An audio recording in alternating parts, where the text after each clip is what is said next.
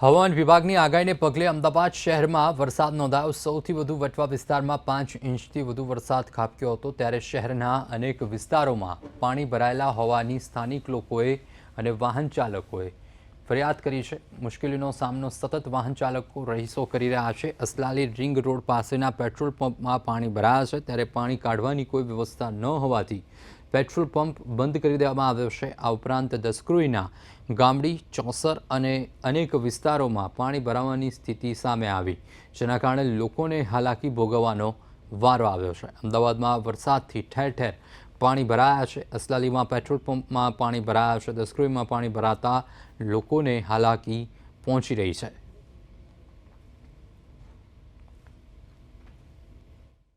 હવામાન વિભાગ દ્વારા 7 દિવસની આગાહી જે કરવામાં આવી હતી અને ગઈકાલથી મધ્યરાત્રિથી જે અમદાવાદ વિસ્તાર, ગાંધીનગર વિસ્તાર ને અનેક વિસ્તારોમાં જે વરસાદ વરસી ચૂક્યો છે અને હજી પણ થોભવાનું નામ નથી લઈ રહ્યો। મેઘરાજા ગરજીને વરસી રહ્યા છે। પેટ્રોલ પંપ આખો જળમાં સમાવેશ થઈ ગયો એવું લાગી રહ્યું છે।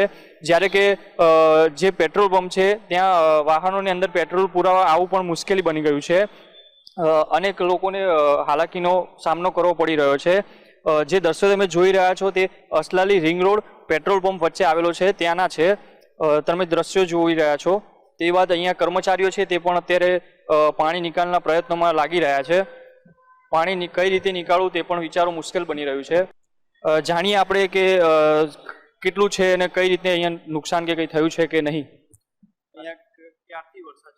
કાલે સરસ 10 વાગ્યા પછીનો વરસાદ ચાલુ થયો, ત્યાર પછીનો પેટ્રોલ પંપ બંધ છે અને બધી આજુબાજુથી બધું પાણી આવીને અને ભરાઈ ગયેલા છે।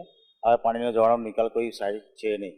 હવે અમે સબમર્સિબલ મૂકીને પાણીનો કાઢવાનો નિકાલ કરી રહ્યા છે, પણ હજુ કોઈ પાણી સુકાયું નથી, ઓછું થયું બી નહીં।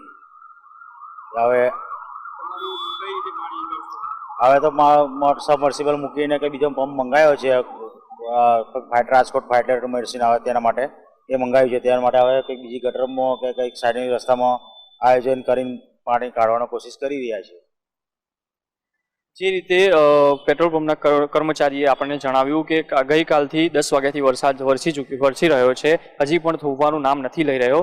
અને જે રીતે મેઘરાજાએ વરસીને જે લોકોને હેરાન પરેશાન કરી નાખ્યા છે, લોકો હેરાન છે, વાહન ચાલકો પણ અત્યારે મુસીબતમાં છે।